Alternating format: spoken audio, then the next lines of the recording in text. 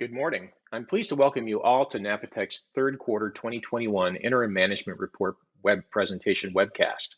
I'm Ray Smet, CEO of Napatech. I'm located in Copenhagen today and joined by Heine Thorsgaard, our Chief Financial Officer.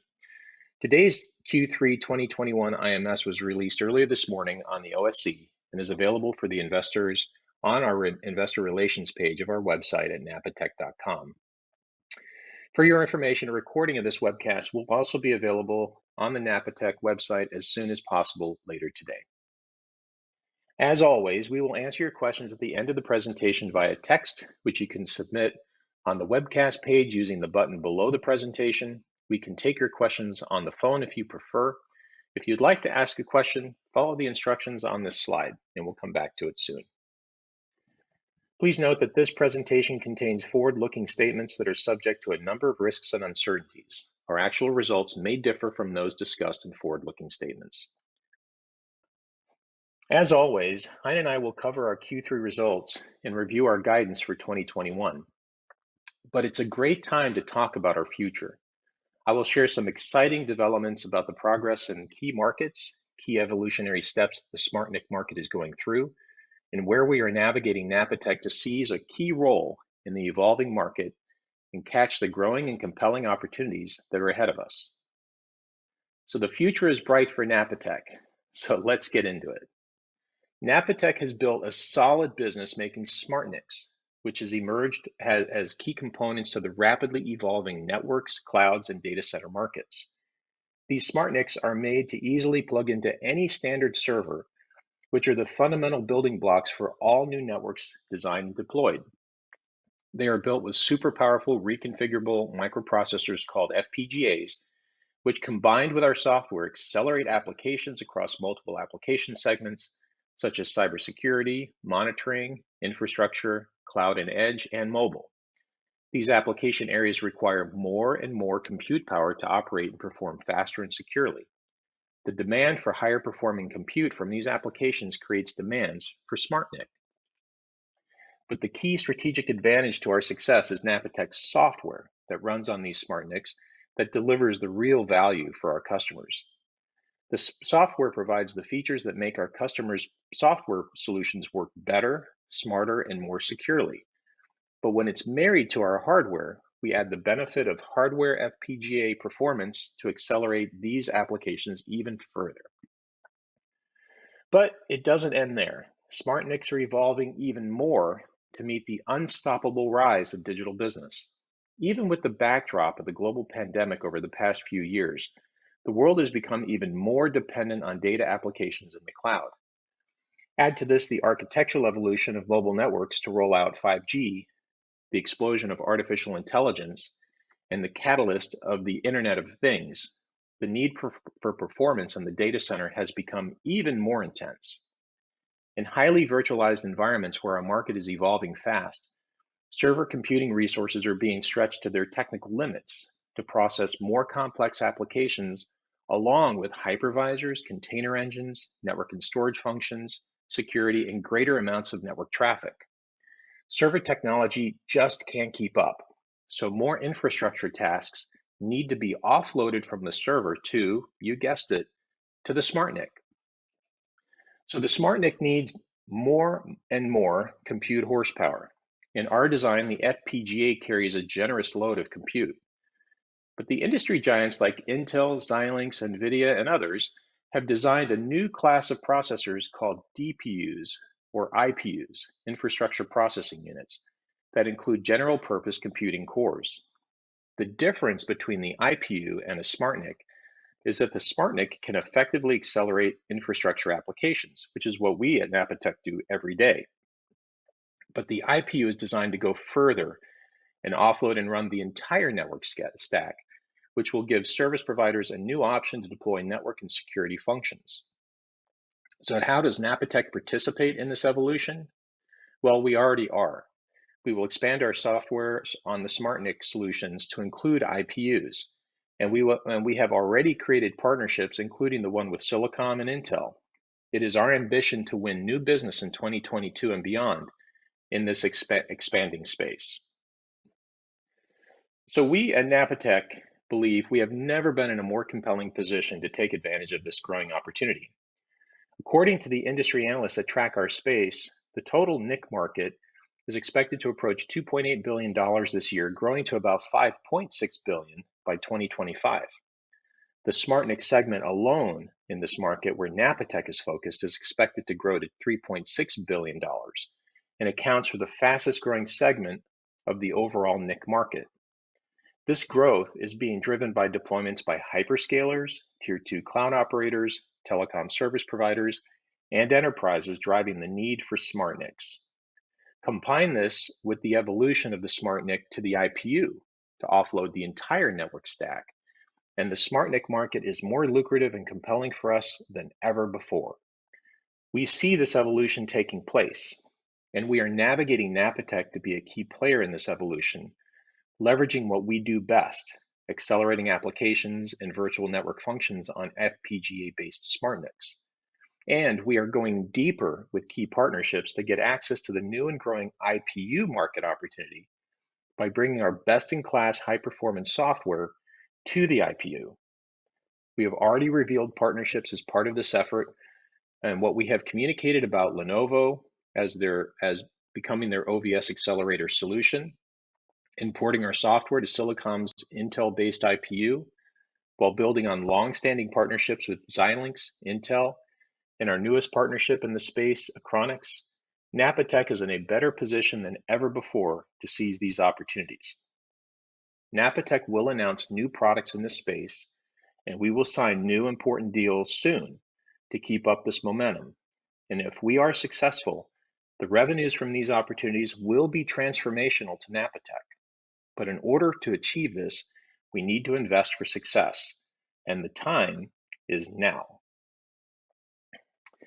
We have been successful building a solid base of revenue and profits in our core product line, but we are also keenly focused on executing to build new product capabilities and solutions with our inline and link virtualization product offers to unlock faster areas for growth.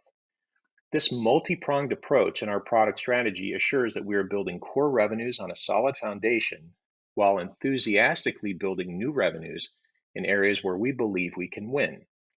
Our SmartNIC link virtualization software will improve performance on SmartNICs and IPUs by offloading virtual workloads, improving server performance and overall network economics.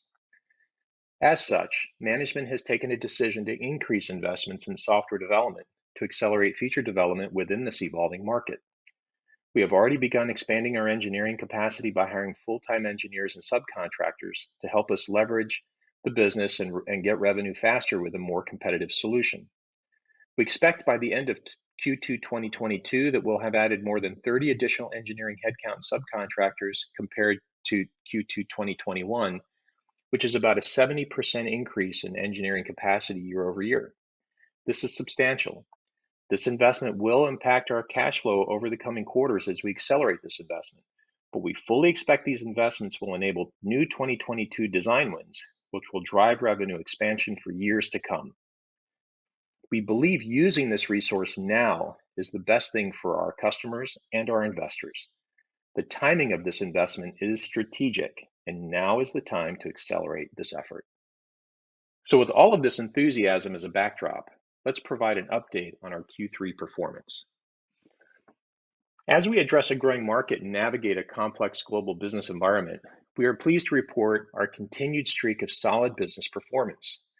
We delivered our 12th quarter in a row of year-over-year revenue growth, and we delivered a combination of year-over-year revenue growth and profit for the 6th quarter in a row. We delivered third quarter revenue of $7.5 million for a year-over-year growth of 7%. As Hein and I highlight in other areas of our Q3 results, you will see that across the board our performance was solid, but we know we can do much better on revenue growth as we execute on our strategy, as I just reviewed. Even without significant revenues from our link virtualization efforts so far in 2021, results were solid, and more importantly, our strategy for long-term growth potential will be much more interesting. We generated solid gross margins of 73% plus in Q3 and within our annual guidance range. The strength of our gross margin is a continued validation of our value proposition and our software value proposition in the marketplace. On the earnings front, overall earnings were significantly up and growing year over year, demonstrating the overall strength from our business from the top line to the bottom line. We have been navigating a very difficult global supply chain challenge in semiconductors and other vital technology components. We have done well to stay ahead of this worldwide challenge by stocking up on component supplies all year, despite the shifts we have encountered with supply chain stability. We continue to deploy more working capital than normal as we secure component supply well into 2022 to ensure that we have them in place to support our demand and our planned revenue goals in 2022. Although this wasn't expected even at the beginning of 2021, we have shown resilience with how we have managed to do this to the best of our abilities. Despite this challenge, we handled the situation well. We delivered positive free cash flow in Q3. Free cash flow year to date is positive 12.1 million DKK when adjusted for early deployment of working capital due to supply chain impacts. So far, so good. This slide shows our solid positive results on a year to date basis year over year. Even though we are not generating any of the new virtualization revenues, thus we didn't get the higher growth that we had hoped for, we still continue to build on a solid and profitable core business as we keep working on our strategy to unlock growth. Q3 21 year-to-date revenue was 22.6 million USD, which is up 6% year over year from 2020 and up over the prior year-to-date periods. From an overall results perspective, the chart on the right shows that with well-managed expenses and careful product cost structure, we delivered record earnings over this period. This is by far the strongest earnings report in the history of Napatech. This demonstrates our business leverage and the potential for long-term profitability. So I'm pleased with the earnings results in 2021, despite the tougher than normal global environment. But rest assured, we have much higher aspirations for revenue growth than what we have experienced so far in 2021, and we are optimistic about it. Here's a sampling of logos of customers from all over the world who put their trust into Napatech SmartNICs and software in Q3. The logos are categorized into key market segments: networking and security, telecom and cloud, government and defense, and financial technology or other. We had important sales across all these segments with solid revenue business customers in the networking and security sector, including key growing markets and customers like IBM, LiveAction, Emergent, Viavi, Arteza Networks, and Polystar, just to name a few. We have also had revenue from Intel in support of a very important effort to showcase our joint product solutions within their centers. Networking and security is where performance against evolving threats takes center stage. On the telecom and cloud side, we again saw ongoing business with Orange, Nokia, and Mobileum, for example, all focused on telecom. We saw renewed business with Triveni, Neometrics, and others where higher speeds and the need for better performance is driven by 5G, increasing security threats, and the need for greater visibility and faster packet processing. Q3 is an important quarter for government and defense segments in any industry, which has been a growing focus for us too. With returning OEM customers like Rheinmetall, Axellio, and Dell, but also agencies such as NASA Ames Research Center, the Japanese Ministry of Defense, NIST, also known as the National Institute of Standards and Technology, and NATO's Cooperative Cyber Defense Center of Excellence. In all of these use cases, mission-critical apps need higher performance with zero packet loss, but with greater network visibility and control. In the fintech sector and the other category, we continue to earn business with OEM customers like Pico Corville, Velocimetrics, and Refinitiv, and a very important end user customer business win over the last couple quarters with Bank of America and Eurex International Exchange. We had business with a handful of top universities too, such as Carnegie Mellon and Emory University. It was good to extend business with several key pharmaceuticals too, like Gilead and Novo Nordisk, all fighting the battle in the pandemic. We are pleased overall with our customer wins in Q3 as we build our progress year over year. As I have mentioned earlier in this presentation, we have been operating our business in a changing and complex global supply chain situation. The cost of components that we buy to build our products have been escalating all year long, Coupled with the lack of historical available supply, Napatech has been aggressive at securing component supply to protect our customers' needs and to assure our long-term supply support our planned revenues going into 2022. It is unusual for us to now have to compete for components on technology marketplaces where we have seen the availability and their prices change literally on a day-to-day basis. So far, we have done well to maintain our margins and prices. However, we did receive word a few weeks ago about a significant price increase for a key component of our product line, namely the FPGA. We needed to react by issuing a price increase, which is now effective for January of 2022 for all Napatech impacted products. Given the environment, this is the right decision to make. We have thus communicated this to our customers. We are not out of the woods, so to speak, as we continue to see the global situation evolve. Other areas that we are closely monitoring are industry server availability, where we have reports of tighter supply for servers for data centers, which can impact SmartNIC availability. Another area where we have heard reports are around shortages of customer personnel to deploy projects, which has caused some project delays and increasing time when customers need our products. So we are being cautious, but on the positive side, we are seeing strong backlog development as customers also respond to their own concerns about SmartNIC supply. So let's get into the financial details. I'd like to now turn the call over to Heine Thorsgaard to review more details about our Q3 2021 results. Heine? Thank you. Revenue in Q3 was up 7% compared to Q3 last year. Revenue year to date in USD was up 6% compared to last year and amounted to 22.6 million. In DKK, revenue year to date amounted to 140.5 million. Gross margins in Q3 ended at 73.1%, up 3 basis points compared to Q3 last year. Gross margins in the first 3 quarters of 21 was 71.7%, up 0.3 basis points compared to last year. Our staff costs and other external costs in Q3 amounted to 28.3 million compared to 25.3 million in Q3 last year. Year to date, staff costs and other external costs amounted to 88.6 million compared to 86.3 million last year. EBITDA in Q3 amounted to 6.2 million compared to 5.4 million in Q3 last year. EBITDA for the first 3 quarters of 21 amounted to 12.1 million compared to 14.9 million in 2020.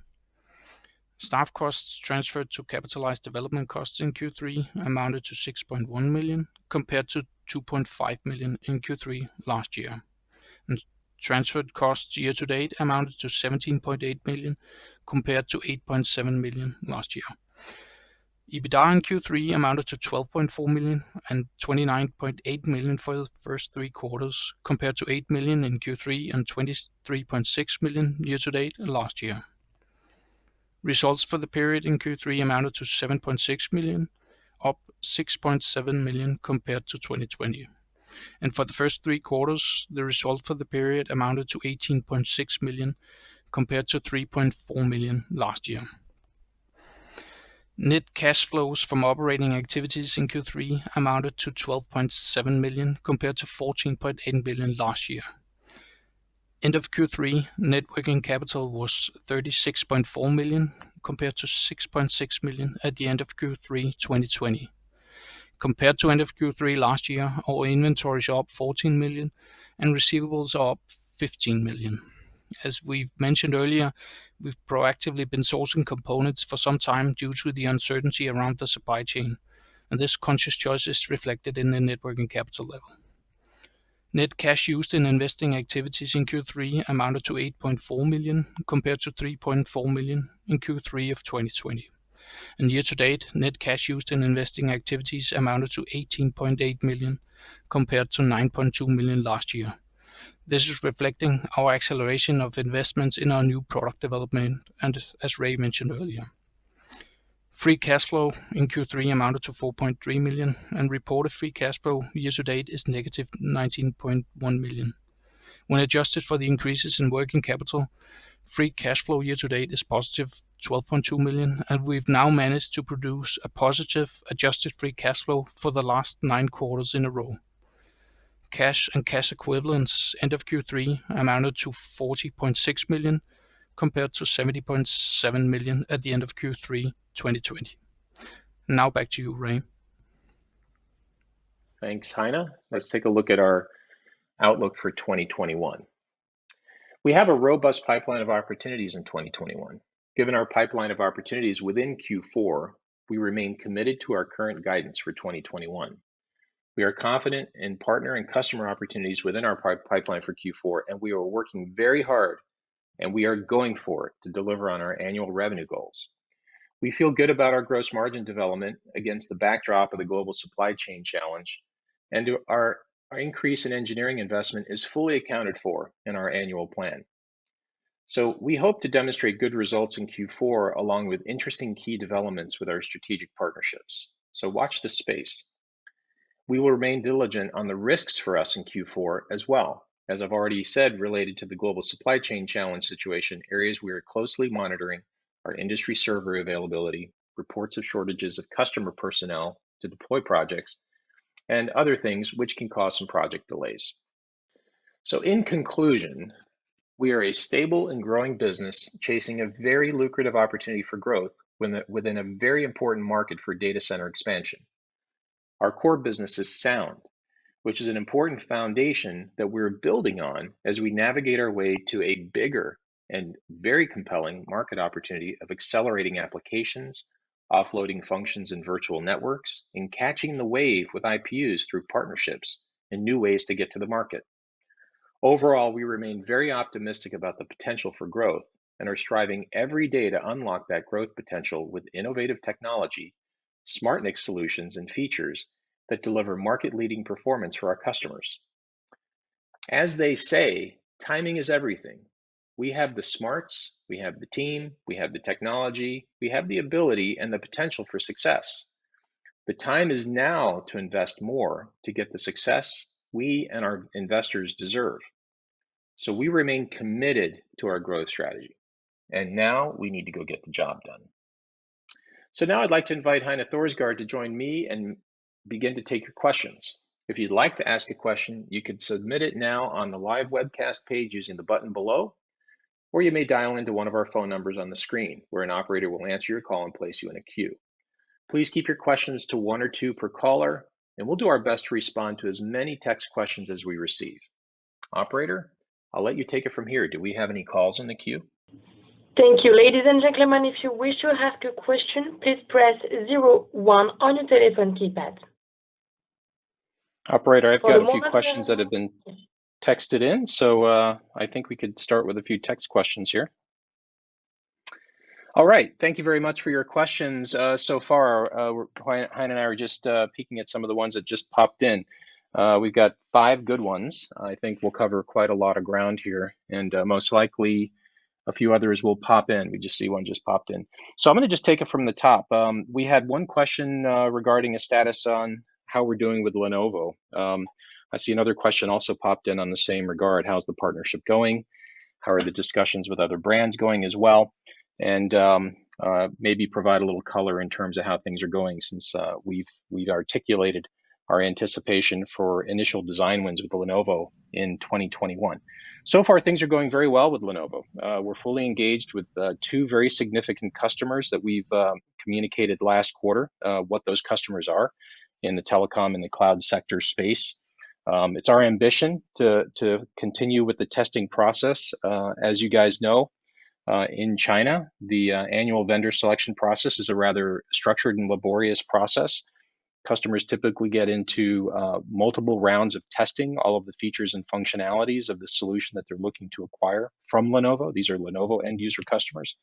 And we support them from a remote basis, obviously, here from Copenhagen and anywhere else we are. We have local people also in Asia supporting this process. But we don't get to talk to the end user customer. We get interactions through Lenovo about how things are going.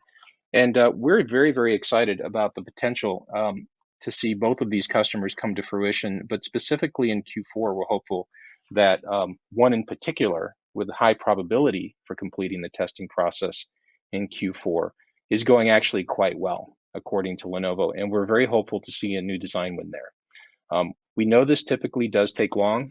We know there can be some frustrations. Obviously, we share those same frustrations as long as it takes to get into these new design wins, but they're extremely important overall to Napatech. We are executing nose to the grinding wheel. We are focused on success. We feel very confident about our product solution and our solutions ability. And we feel very good about the relationship with Lenovo. We're just working very diligently to make that initial design win happen. We did communicate in the second half, or I should say after our Q2 report, that we anticipate seeing some revenue in 2021 from Lenovo. We have not seen it yet. We said that the revenue range could be anywhere between $1 and $2 million. Initial deals will typically be small, and more significant deals will happen in the coming years. But the real hurdle for us is getting the initial design win, and that is what we are focused on right now. So thank you for those questions on Lenovo. We had I'm going to go ahead and jump into question number 2 regarding our year-to-date revenue, our revenue guidance for the year, and the growth rates associated with the revenue expectations for Q4.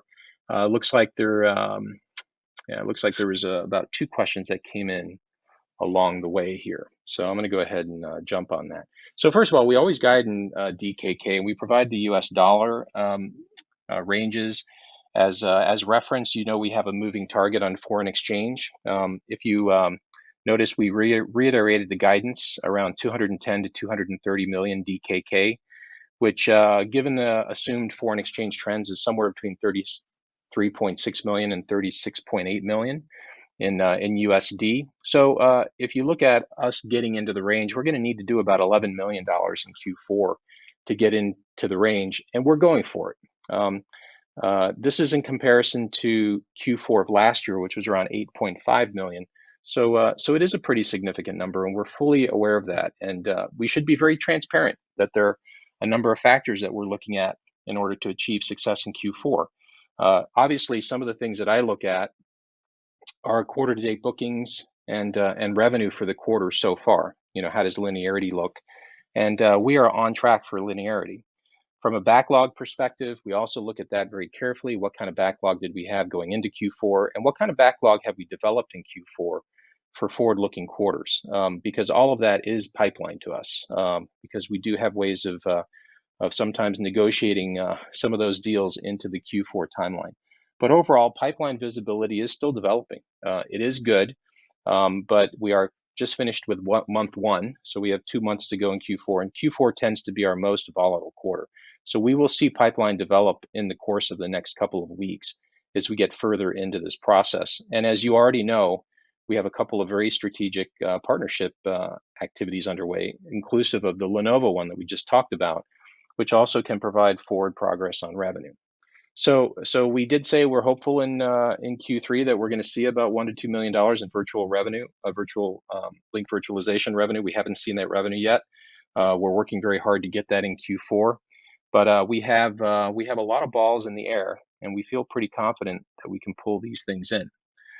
There's a commentary here that's worth mentioning, and it's also one of the questions regarding the supply chain kind of challenges, and if we see any sort of impact in the near term and what that impact could be in the long term associated with the changes in pricing that we're assigning. First and foremost, in Q4, we do have some moving targets. Supply chain is a challenge, but we feel very confident that we can fulfill the revenue range with our current component supply, and we are very ambitious and working very hard to make sure we have all the components in place to achieve our revenue objectives for Q4. It's a pretty challenging environment. Every company's reporting it. We are seeing it as well. You know, very, very tried and true suppliers have component supply today. They don't have it tomorrow, and we see immediate price adjustments based on availability and demand for those components. So we're moving through the paces there, but we feel like we're in a good position. We did announce, as a result of our prices going up for components, key components within our price and our BOM, we did announce to our customers a price adjustment that goes into effect on the 1st of January 2022. So we have components in supply already that we purchased at a lower price. So we're not going to penalize our customers but we're going to strongly encourage our customers to place orders early to get access to a better price point in Q4. That can create an impact of order pull-ins, and if we have the ability to fulfill those orders, we will ship them for revenue. So that is an incentive. On the opposite end of the spectrum, of course, and this was related to one of the questions that we saw come in, is there are other delays out there that can have a negative impact as we move through Q4. We're watching these very carefully. Server availability and server delays are certainly out there. We are hearing those from certain customers. Customers have had to be very resourceful to get servers for their projects from different sources and from different server makers. So we're definitely seeing that activity in the marketplace. We're also seeing some projects delayed as a result of either lack of server availability, or in some cases we've heard of extended project timelines because of availability of resources getting into the lab. So there's obviously nothing guaranteed. Obviously, with these market forces, we're impacted by these market forces like every company is. But we're working through the paces, and we've got enough targets to shoot at to deliver within the range. We do provide annual guidance. We do not provide quarterly guidance, and we are reiterating our annual guidance. And I think you can assume from that reiteration that we're working to get into the range. So Heine, before I jump into the next question, any additional commentary on that front from your end?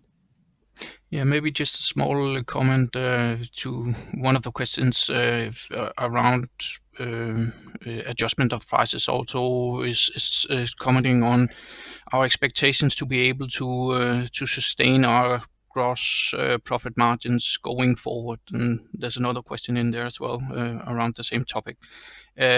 We do expect these adjustments to cover the costs that we're impacted by, and as also commented on at earlier occasions, we are expecting to be able to sustain gross margin levels at around 70% going forward.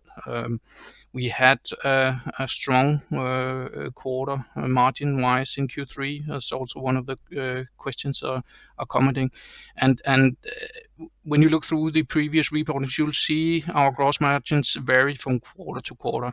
That's depending on what type of products we are shipping in that specific quarter, and how much software is part of the deals being sold. So we will have fluctuations going forward as well, but we are expecting to be able to maintain the levels of around 70%. Thanks. That was good. I'm glad you covered those questions as we go through this.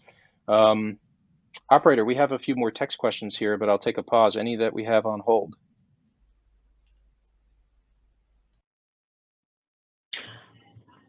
For the moment, we have no question by phone. Okay, then we'll keep responding to the text questions, and thanks to our viewers for submitting them. We have two questions related to our investments in engineering. Can we say something about our increased R&D investments? Is this driven by customer feedbacks, for example, from Lenovo or others? Are there missing features that are crucial for design wins? And also there was another question regarding in terms of a fairly heavy investment, can you elaborate on what's necessary and whether this is being aggressive to expand our lead position, or is it to catch up? So what we've been articulating is that you have to rest assured that management is making good, solid decisions on behalf of its investors, and that's Heine and my and the rest of the management team's job here at Napatech is to try to do the best with the resources we have.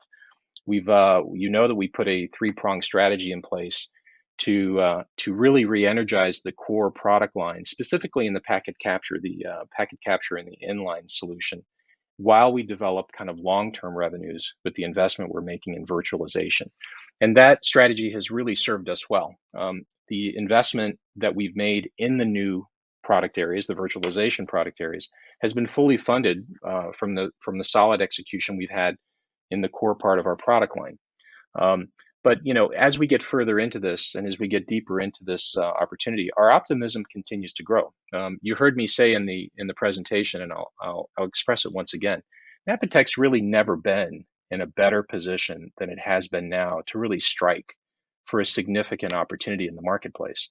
We've developed a solution that we believe has a key competitive advantage.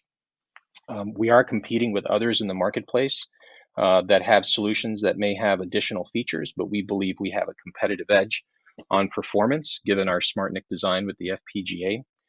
We have seen the evolution of the SmartNIC towards the IPU, which we unveiled just a little bit more about in this report today, which basically means the SmartNIC is getting horsepower, additional horsepower with a coprocessor attached to it.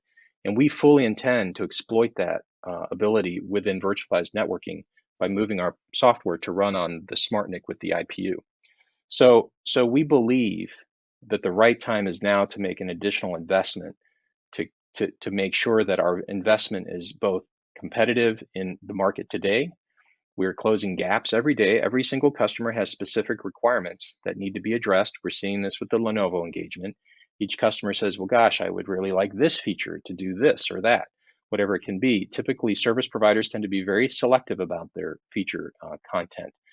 So we have to be responsive in that particular case. So there's a little bit of a catch-up game. There's a little bit of a competitive response game, but we're also looking at the long-term game here. If we can get our product positioned with some key design wins and fund this development over time with additional revenue, I think there's a very compelling opportunity for revenue growth for Napatech, and right now is the time to go get it. It isn't easy for a company like us to go hire 30 additional headcount or contractors. That's a 70% increase in engineering capacity. But we have the cash in the current 2021 operating plan because of our solid performance to go after those headcount, bring those headcount in and make them productive. And that's already happening. And we're making good progress towards our goal there. So we fully intend that headcount will be funded by the new design wins and revenue that we'll see from success here in 2022 and beyond. And we just feel like time is now. We have to execute. If we're going to win, we got to execute. We got to execute fast. So it's a sense of urgency for us. We take this very seriously, and we're doing it in the most fiduciarily responsible way that we can. So good questions there. Heine, I took my eye off the question list. Any questions in particular that we have not addressed in your mind? I think we've covered all of it, I think. Yeah, I think we have. Operator, any questions on hold? No question for the moment, ladies and gentlemen. Just a reminder, if you wish to ask a question, please press 01 on your telephone keypad. Thank you. All right. I'll give it a few more seconds in case another question comes in. Yes, no question by phone. Okay, then I guess we'll bring this meeting to a close. First of all, thank you very much for the investors who've dialed in to listen to this presentation. I do consider this presentation to be extraordinarily important. I want to be honest, I want to be transparent, and I want to be very pragmatic. Our revenue growth in the year has not been as big as we'd like to, that we aspire for. We have much higher aspirations for revenue growth at Napatech than what we've been able to deliver so far in the year, and we're going to go for it. We feel very confident about the future of this business. And really, we believe that Napatech is in a better position now than it's ever been to really go for the goal, go for the win. And we're going to do our best to achieve that. So we are optimistic about the business. We've done everything we can to navigate this business towards the potential future that we have. We're going to continue to strive for greater growth and execute faster to get those partnerships that are super key to get us access to those customers and get that customer revenue stream in place. In the near term, hopefully in 2022, you'll begin to see the benefits of that. I hope you'll also notice we're a little bit more optimistic about our ability to achieve success. This is because we've learned a lot over the last year in terms of where we're at. So I want to thank you for your attention today. I want to thank all of our employees at Napatech for their efforts to drive this business faster. And I hope everybody has a great day.